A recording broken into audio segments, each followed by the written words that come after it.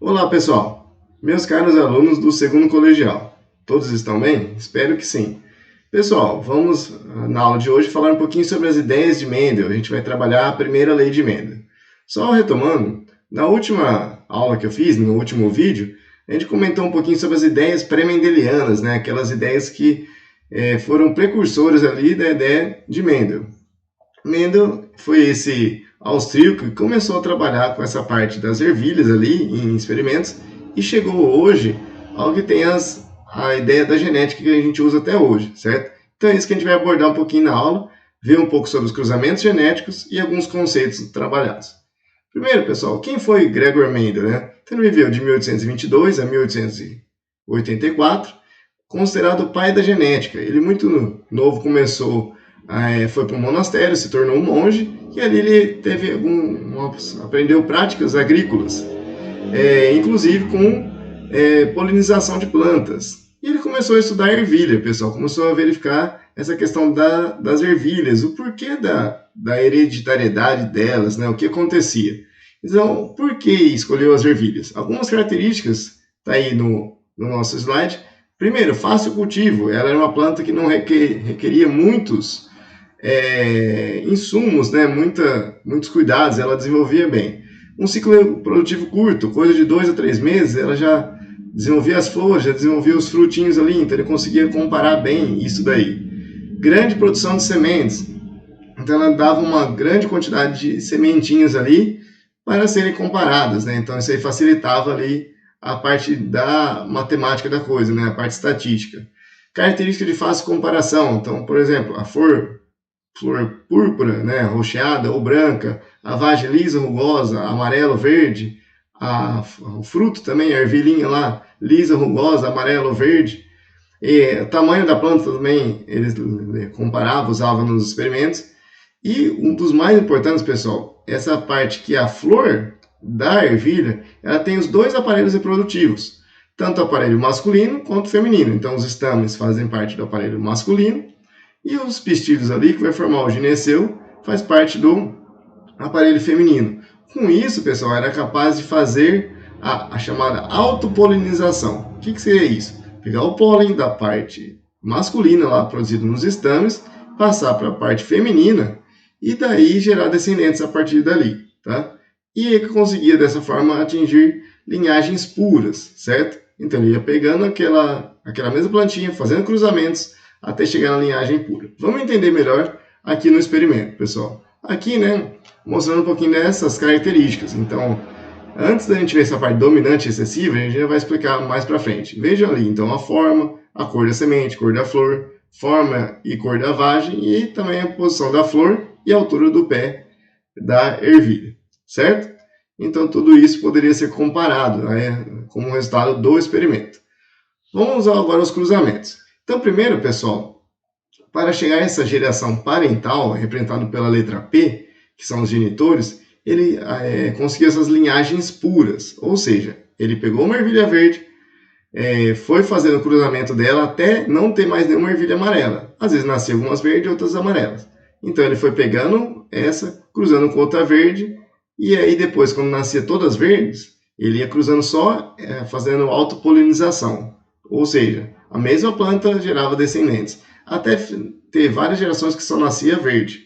E depois nas plantas das ervilhas amarelas também, tá? O F1 ali significa a primeira geração filial, então o primeiro descendente desse cruzamento. E o F2 é resultado da autofecundação. Vamos entender aqui melhor, pessoal. Então ali, ó, ele chegou àquela ervilha verde pura, né? A linhagem pura de ervilha verde. E depois a linhagem pura de ervilha amarela. Feito isso, pessoal, o resultado era 100% de ervilha verde, 100% amarela, ele cruzou as duas. Então pegou, por exemplo, o pólen da planta da ervilha verde, da flor ali, então os caras conversando ali na rua, e colocou ali o pólen na parte feminina da ervilha amarela, certo? O cruzamento de resultado disso aí, pessoal, que foi o F1, foi 100% de ervilhas amarelas. Para espanto dele, por que não nenhuma ervilha verde, né? E 100% ervilhas amarelas. Aí ele começou a ter uma ideia do que seria a dominância ali. Então a cor dominante aqui no caso seria a amarela, da ervilha de cor amarela, certo? que ele fez? Pegou essas ervilhas, essa planta que deu 100% de ervilhas amarelas, é lógico, pessoal, não foi uma só, tá? Foram repetições, e o resultado foi o mesmo. Vários vasinhos que deu 100% das ervilhas amarelas ali. Então ele fez o chamado autocruzamento, autofecundação ali. Pegou aquele pólen e colocou na mesma flor, né, na parte feminina ali. Para espanto dele, pessoal, o resultado foi esse, uma proporção de 3 ervilhas amarelas para uma ervilha verde, ou 75% amarela e 25% verde. Então daí ele começou a levar em consideração o seguinte, essa ervilha do meio aqui, deixa eu ver se vai aparecer o mouse, pessoal, essa ervilha do meio, essa geração F1, alguma coisa ela veio lá da ervilha verde, algum fator, eu posso dizer, que foi passado para a geração seguinte, tá vendo? E aí ele começou a atribuir letras para isso, pessoal. Então aqui, vamos supor, se um vai ser dominante, ele vai usar uma letra maiúscula. Se o outro vai ser excessivo, vai usar letras minúsculas. Então foi isso, fator dominante, ervilha amarela, que é uma letrona grande A, azão que a gente fala, tá? E fator excessivo, ervilha verde, azinho, certo?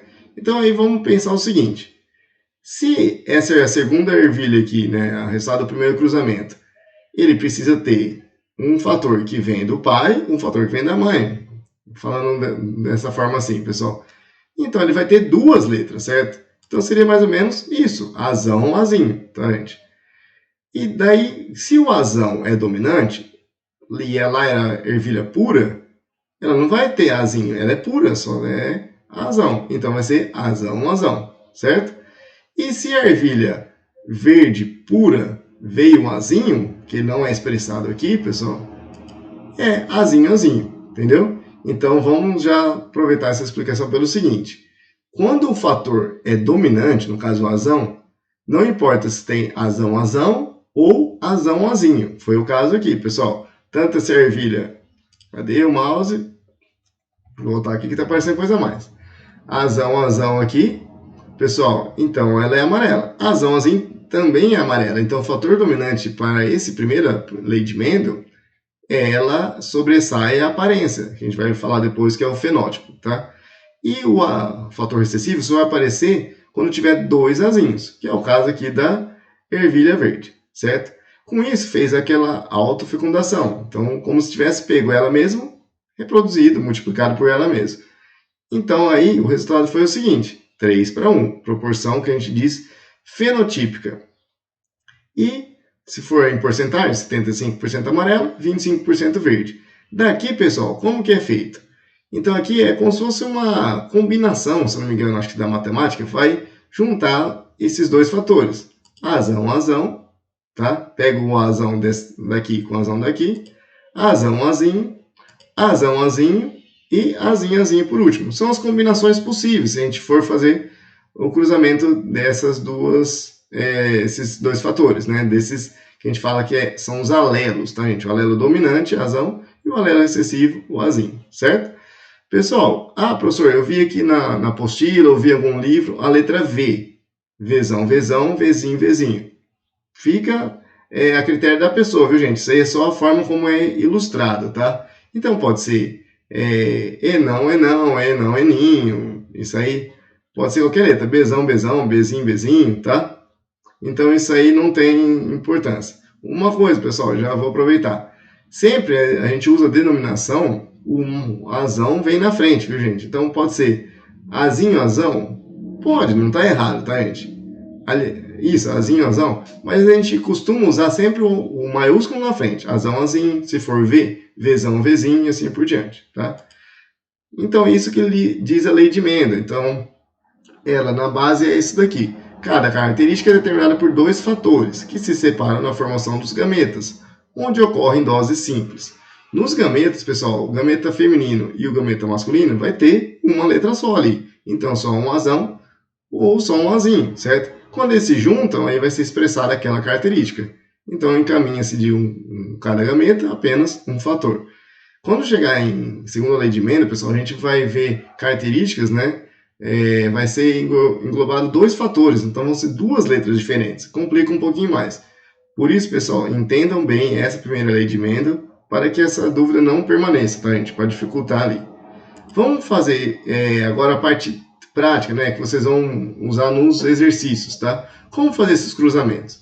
Então, esse primeiro cruzamento aqui seria aquele primeiro cruzamento de Mendel, do geração parental, do P ali, para formar o F1.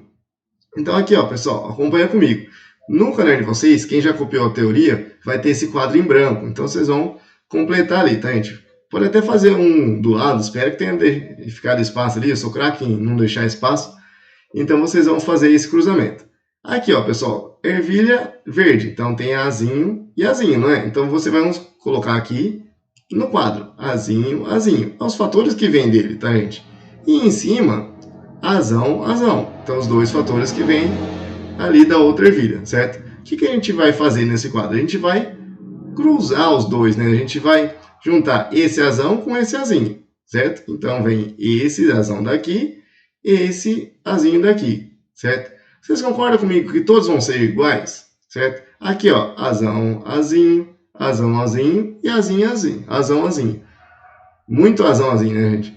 Pessoal, então vai ficar dessa forma aqui, todos azão, azinho. O que é o azão, azinho? Se tem o A maiúsculo, ele vai ser amarelo. Então, 100% amarelas, certo?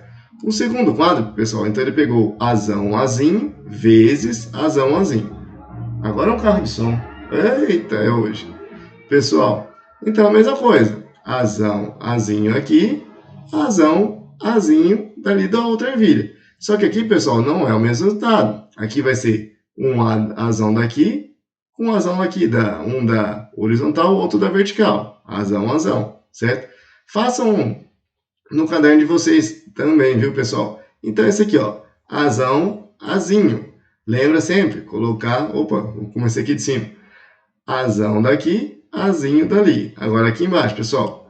Azão, azinho. Lembrando, pessoal, como forma de facilitar a visualização, assim, a gente usa sempre o maiúsculo na frente. E aqui, azinho com azinho, ficou dessa forma, tá?